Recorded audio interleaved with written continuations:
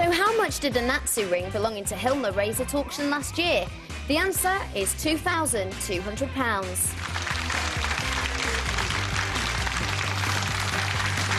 That's right, this death's head ring was part of a collection of Nazi tat that was sold in Northamptonshire last year for more than £90,000 in total. A lot of collectors out there. OK, in this part, should a senior human rights worker lose his job because he collects Nazi memorabilia? American Mark Galasco has been suspended on full pay by Human Rights Watch, which is a group a bit like Amnesty International. He's based in New York. And Galasco's hoard of Nazi pieces, uniforms, medals, bullets, badges, came to public attention last week, although, to be fair, he's been regularly blogging about his collection online for ages. And one posting read, that leather SS jacket makes my blood go cold. It is so cool.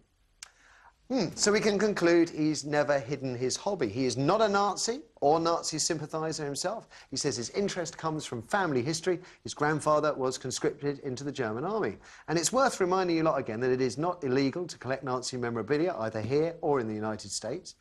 The trouble is, I think this is the point, that Galasco regularly criticises Israel through his work with Human Rights Watch, including its alleged use of cluster bombs in Lebanon 3 years ago and white phosphorus last winter.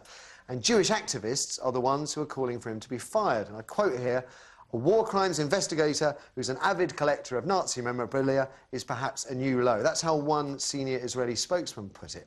By the way, the UN has just accused the Israelis of using white phosphorus. Anyway, can Galasco continue to criticise other countries' human rights records when he collects pieces from a group with one of the worst human rights records ever? What if he was a teacher, or a copper, or a vicar?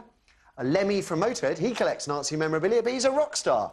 And I think maybe that's what separates him out from the crowd, Hardeep, isn't it? That Lemmy can do it, but maybe this guy can't? It's interesting. We spoke earlier in the week about appropriate behaviour at work in terms of dressing. Yes, we did, yeah. And I think there's appropriate behaviour at work in this regard. Interesting things just occurred to me. It would seem to be a bit more palatable if he collected memorabilia from Genghis Khan or, you know, or perhaps even Joseph Stalin might maybe be a little bit... Maybe he likes the designs. You know, but if somebody, if you were sitting in, the coffee room at work and someone said, yeah, I've just bought Saddam Hussein's last uniform, the last uniform he wore before he died, you'd kind of think, sure, that's not illegal, but I'm not altogether clear that I want to hang out with you at the weekends. Yeah, okay. And I think, and I think there is, we have a fascination with the Nazis, and this ought to be put into context to some extent. The Nazis, as we know, I mean, I visited Auschwitz and was talking about it strangely last night. They were meticulous in the detailing of everything they did. So the detail of their heinous regime is part of what they were. So in a way, I do sort of understand why people collect things, because it's an extension of what the Nazis and his grandfather was conscripted into the German war. There's a legitimate family interest there, is there not?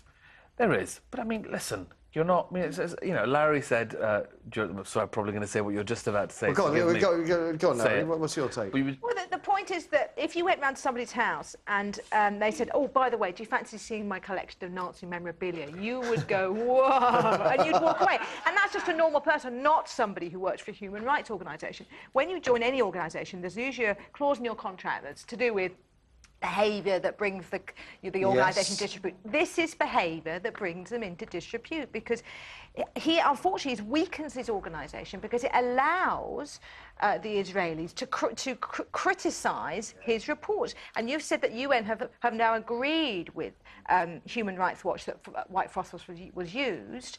Well, unfortunately, that report is now still tarnished by him, so he should definitely step down.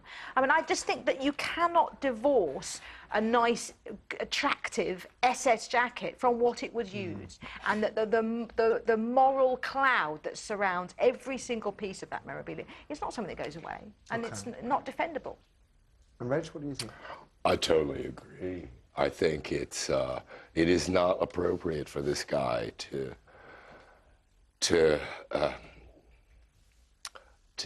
he's in a situation where it's just untenable for him to... Because he's compromised right. The very group he works for. Exactly. And, my God, it's different. Well, it's like, ooh, I've got this Excalibur, which was, there's something about time and history that makes things more. I mean, people are still alive with the tattoos, so you can't really. That's very true. It's fresh. Right. So, and going to Auschwitz, it's like, you can feel the ghosts. Yeah. So this guy should step down, or goose step down, or whatever it should be. Let's throw it open to you. I'm also interested, maybe we can throw it open a bit wider. What if it was a school teacher in this country? Would you think he could still have his job with a collection of Nazi memorabilia? There's a question. Or a vicar? Kirsty, what do people say? A lot of people don't want him to step down. Gary's online too.